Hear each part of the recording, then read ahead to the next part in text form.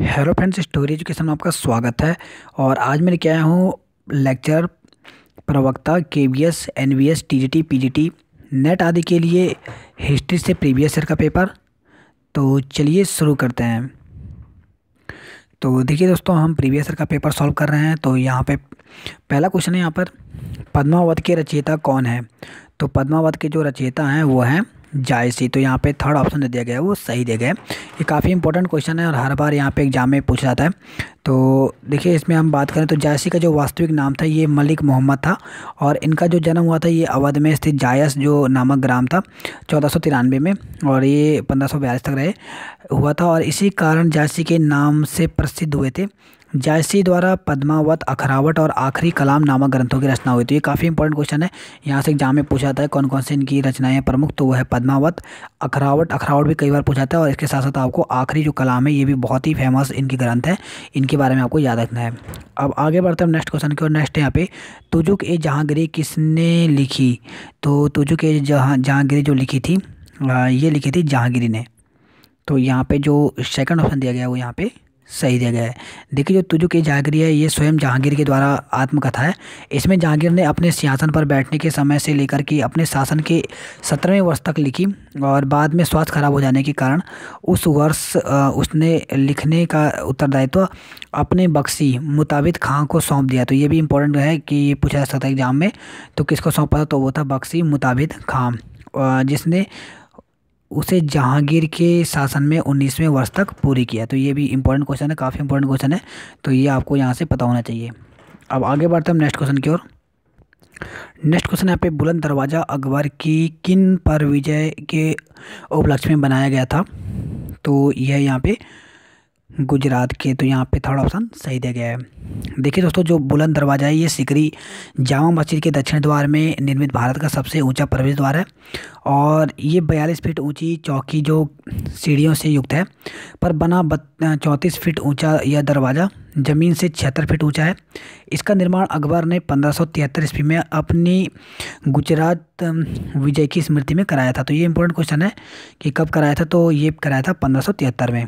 1601 में असीरगढ़ विजय के बाद इसकी ऊंचाई और बढ़ा दी गई, इसलिए इसे गुजरात विजय और दक्षिण विजय दोनों का प्रतीक माना जाता है। तो ये आपको पता होना चाहिए बुलंद दरवाज़ा कहाँ पर है। तो बुलंद दरवाज़ा जो है ये इंपॉर्टेंट क्वेश्चन है। तो ये यहाँ पे गुजरात में। नेक्स्ट क्वेश्चन है यहाँ पे, मुझे नहीं मालूम क्या कानूनी है क्या गैर कानूनी, मैं राज्य की आवश्यकता अनुसार कानून बनाता हूँ, यह किसने कहा था। तो ये कहा था अलाउद्दीन खिलजी ने। तो यहाँ पे सेकंड ऑप्शन जो दिया गया है वो यहाँ पे सही दिया गया है। देखिए, जो अलाउद्दीन खिलजी है ये एक निरंकुश शासक था, वह पूर्ण निरंकुशता पर विश्वास करता था। अलाउद्दीन खिलजी ने धर्म के प्रभाव से राजनीति को मुक्त करने में सफल हुआ। उसने शरीयत के संबंध में काजी मुगीस से कहा था कि मौलाना मुगीस, न मुझे ज्ञान है और न मैंने कोई पुस्तक पढ़ी, तब भी मुसलमान पैदा हुआ हूँ और मेरे पूर्वज पीढ़ियों से मुसलमान रहे हैं। उन विद्रोह को रोकने के लिए जिनसे हजारों जीवन नष्ट हो जाते हैं, मैं अपनी प्रजा का ऐसा आदेश देता हूँ जिन्हें राज्य के लिए लाभदायक और परिस्थितियों के लिए अनुकूल समझता हूँ। मैं नहीं जनता की सलाह उनकी आज्ञा प्रदान करता है या नहीं। तो ऐसा इन्होंने किसने कहा था। तो ये कहा था अलाउद्दीन खिलजी ने। नेक्स्ट क्वेश्चन है यहाँ पे, मनसब क्या था। तो ये भी इंपॉर्टेंट क्वेश्चन है। तो जो मनसब था ये ओहदा है। देखिए, जो मनसब है, मनसब का जो शब्द का जो अर्थ है ये श्रेणी अथवा पद है, तथा मनसबदार का अर्थ जो होता है उस अधिकारी से जिसे शाही सेना के पद अथवा श्रेणी प्राप्त हो। नेक्स्ट क्वेश्चन है यहाँ पर, 1857 में सिपाही विद्रोह कहाँ से प्रारंभ हुआ। तो ये कहाँ से प्रारंभ हुआ, तो ये हुआ था मेरठ से। तो यहाँ फोर्थ ऑप्शन सही दिया गया। देखिए, 10 मई 1857 को सिपाही विद्रोह जो है वो मेरठ से प्रारंभ हुआ। और इसी यहाँ पे अगर हम बात करें 1857 में विद्रोह ने दिल्ली पर अधिकार कर लिया था। तो यही विद्रोह था 12 मई को। नेक्स्ट क्वेश्चन है पर शक संवत का प्रारंभ हुआ। ये बहुत इंपॉर्टेंट क्वेश्चन है, एग्जाम में पूछा जाता है, रिपीटेड क्वेश्चन है ये। तो जो शक संवत है ये 78 ईसा पूर्व से प्रारंभ हुआ। और शक संवत का जो प्रचलन हुआ था ये 78 ईसा पूर्व कुषाण शासन कनिष्क ने करवाया था। तो ये इंपॉर्टेंट क्वेश्चन है। नेक्स्ट क्वेश्चन है पे विधवा पुनर्विवाह एक्ट कब पास हुआ। तो विधवा पुनर्विवाह जो एक्ट था ये जो पास हुआ था ये 1856 ईस्वी में पास हुआ। तो यहाँ पे सेकंड ऑप्शन जो दिया गया वो सही दिया गया। देखिए जो संस्कृत कॉलेज कलकत्ता के जो आचार्य श्री ईश्वर चंद्र विद्यासागर थे, इनके प्रयत्नों से विधवा जो पुनर्धिनियम है ये 1856 में पारित हुआ और इस एक्ट के नियम 15 में विधवा विवाह को वैध मान लिया गया था। नेक्स्ट क्वेश्चन है यहाँ पे, उत्तर रामचरित्र के रचयिता कौन है? तो इसके जो रचयिता हैं वो हैं भवभूति। और देखिए जो भवभूति हैं, भवभूति का जो आविर्भाव 700 ईसा पूर्व के लगभग हुआ था और ये जो थे कन्नौज के शासक यशोवर्मन के दरबार में निवास करते थे। भवभूति के 3 नाटक मालती, माधव और महावीर रचित और उत्तर रामचरित्र लिखे थे। ये इंपॉर्टेंट क्वेश्चन, तीनों के तीनों इंपॉर्टेंट है, ये एग्जाम में पूछ जा चुके हैं। इसमें सर्वश्रेष्ठ जो नाटक है ये उत्तर रामचरित नाटक था। अब आगे बढ़ते हैं हम यहाँ पे नेक्स्ट क्वेश्चन को। नेक्स्ट यहाँ पे सूची फर्स्ट को सूची सेकंड से मिलान करना है, तो आप यहाँ पे देख सकते हैं। तो आपने अगर इसको देख ले तो हम बताते हैं आपको। तो इसका जो सही है वो देखिए यहाँ पे महाभाष्य जो है ये पतंजलि की है और कुमार जो संभव है ये कालिदास की है, अष्टाध्यायी जो पाणिनि की है और शास्त्र आपको पता है चाणक्य की है। नेक्स्ट क्वेश्चन यहाँ पे हर्षवर्धन के शासनकाल में सत्ता केंद्र स्थान कौन सा था? तो वो था कन्नौज। तो यहाँ पहला ऑप्शन सही दिया गया है। देखिए उत्तर प्रदेश के फर्रुखाबाद जनपद में कन्नौज स्थित है और कन्नौज नामक जो स्थान है ये प्राचीन भारत का एक अति प्रसिद्ध नगर है। इसका एक नाम महोदय भी मिलता है। कन्नौज की महत्ता 7वीं शताब्दी में बढ़ी। पहले यह मौखरी वंश की राजधानी थी और फिर हर्षवर्धन ने उत्तरी भारत में विशाल साम्राज्य स्थापित कर लेने के बाद कन्नौज को अपनी राजधानी बनाई। इस समय से कन्नौज ने पाटलिपुत्र का स्थान ग्रहण कर लिया तथा यह महत्वपूर्ण राजनीतिक गतिविधियों का केंद्र बन गया। नेक्स्ट यहाँ पे वल्लभाचार्य ने किसकी भक्ति का गान प्रचार किया? तो ये क्या था? कृष्ण की। तो यहाँ पे थर्ड ऑप्शन सही दिया गया। देखिए जो वल्लभाचार्य का जो जन्म हुआ था ये 1479 ईस्वी में हुआ था और जब ये केवल 13 वर्ष के थे तभी इन्होंने वेद पुराण और धर्मशास्त्रों आदि का ज्ञान अर्जित किया। उनके व्यक्तित्व पर विष्णु स्वामी के रुद्र संप्रदाय का अत्यधिक प्रभाव पड़ा। वल्लभाचार्य ने अपने दर्शन का नाम पुष्ट गार्गी दर्शन रखा। ये इंपॉर्टेंट है, यहाँ से आपको ये ध्यान रखना है। उन्होंने भगवान कृष्ण की यश लीला गान कर अपने पुष्टि का प्रमुख उद्देश्य स्वीकार किया। नेक्स्ट क्वेश्चन यहाँ पे, यूनानी राजदूत मेगास्थनीज किसके दरबार में भारत आया? तो ये किसके दरबार में आया था? तो ये था चंद्रगुप्त के। थर्ड ऑप्शन यहाँ पे सही दिया गया। मेगास्थनीज जो है सेल्यूकस निकेटर द्वारा चंद्रगुप्त मौर्य के राज्य में राज्यसभा में भेजा गया यूनानी राजदूत था। ये इंपॉर्टेंट है। इसके पूर्व आर्कोसिया के छत्रप के दरबार में सेल्यूकल का यूनानी राजदूत रह चुका था।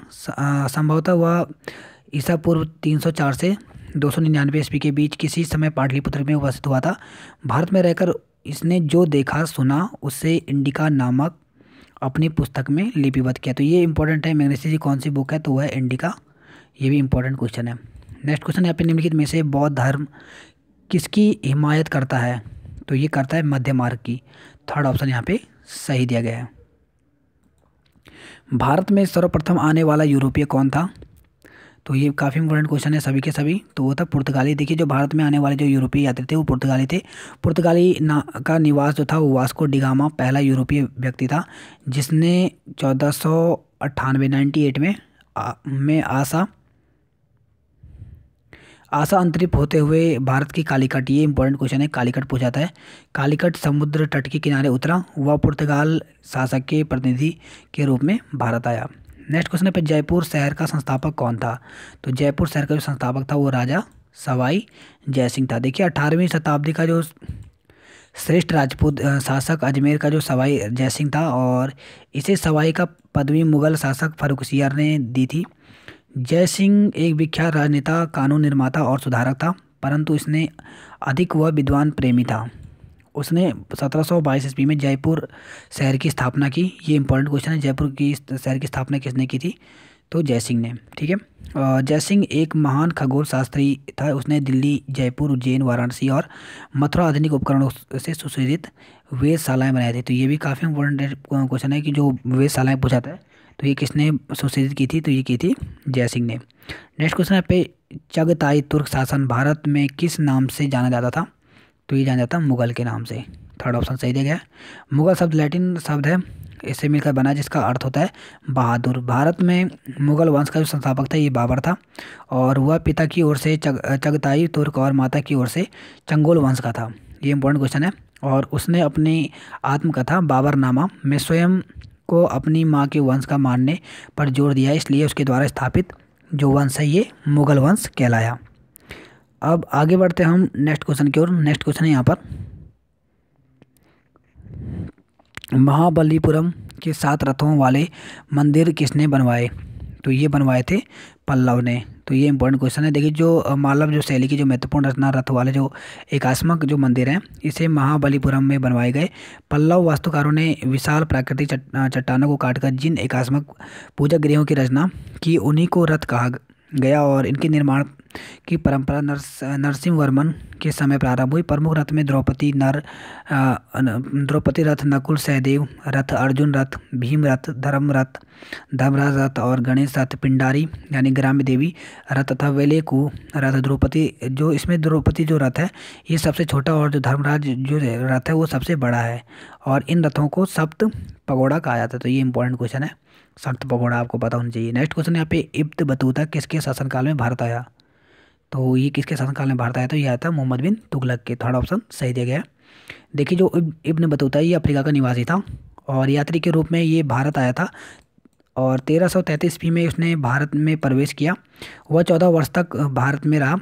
सुल्तान मोहम्मद बिन तुगलक ने उसे दिल्ली में काजी के पद पर नियुक्त किया, जिस पद पर 10 वर्ष तक उसने शासन किया। इब्न बतूता ने अपने विदेश यात्रा का विवरण रेहला नामक ग्रंथ में दिया। ये काफ़ी इंपॉर्टेंट क्वेश्चन है, ये भी रिपीट हुआ है एग्जाम में। रेहला यहाँ से क्वेश्चन बनता है, तो ये आपको पता होना चाहिए किसकी है ये। तो ये जो ग्रंथ है ये इब्न बतूता है, इसने अपनी यात्रा के बारे में इसका वर्णन किया है रेहला नामक ग्रंथ में। नेक्स्ट क्वेश्चन है पे, सयाना ने वेदों पर अपनी टीका किस भाषा में लिखी? तो ये लिखी संस्कृत में। थर्ड ऑप्शन सही दिया गया है। नेक्स्ट क्वेश्चन पे, माउंट आबू के दिलवाड़ा मंदिरों का निर्माण किसने कराया? तो माउंट आबू को जो करवाया था जो दिलवाड़ा मंदिर है ये सोलंकी ने करवाया। थर्ड ऑप्शन यहाँ पे सही दिया गया है। देखिए जो यहाँ पे अगर हम बात करें गुजरात के जो चालुक्य यानी सारंगी थे वो एक उत्साही निर्माता शासक जो था वो उत्साही निर्माता थे तथा उसने अनेक मंदिर और धार्मिक स्मारक बनवाए थे। उसके शासनकाल में आबू पर्वत जो था पर कई मंदिर प्राप्त होते हैं और यहाँ जो प्रसिद्ध जो संगमरमर के मंदिर हैं जिन्हें दिलवाड़ा मंदिर कहा जाता है। तो ये इंपॉर्टेंट क्वेश्चन है।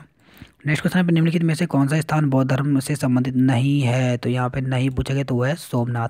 क्योंकि जो सोमनाथ है सोमनाथ का मंदिर जो है शिव का मंदिर था और यह मंदिर कठियावाड़ जो कि गुजरात में पड़ता है इसके समुद्र पर बना हुआ था और यह शिव मंदिर उत्तर भारत में सबसे अधिक प्रतिष्ठित मंदिर था। इसी मंदिर पर 1024-25 में महमूद गजनवी ने आक्रमण कर लूटा था। नेक्स्ट यहाँ पे, तुकनी ए चहलगानी कौन थे?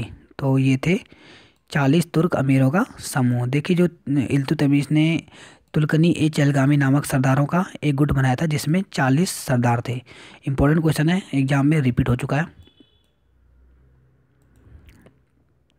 नेक्स्ट यहाँ पे, भारतीय उपमहाद्वीप के किस भाग में हड़प्पा संस्कृति का उदय हुआ?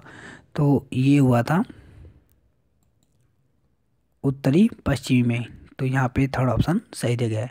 तो देखिए दोस्तों ये हम प्रीवियस ईयर का पेपर सॉल्व कर रहे हैं, इसमें हम 25 तक करेंगे। इसके आगे जो क्वेश्चन है इसे हम अपनी नेक्स्ट वीडियो में करेंगे। तो जुड़े दोस्तों हमारे साथ और अभी तक आपने हमारे चैनल को लाइक सब्सक्राइब नहीं किया तो प्लीज़ कर लीजिए ताकि आपको हमारी अन्य वीडियो भी मिलती रहे।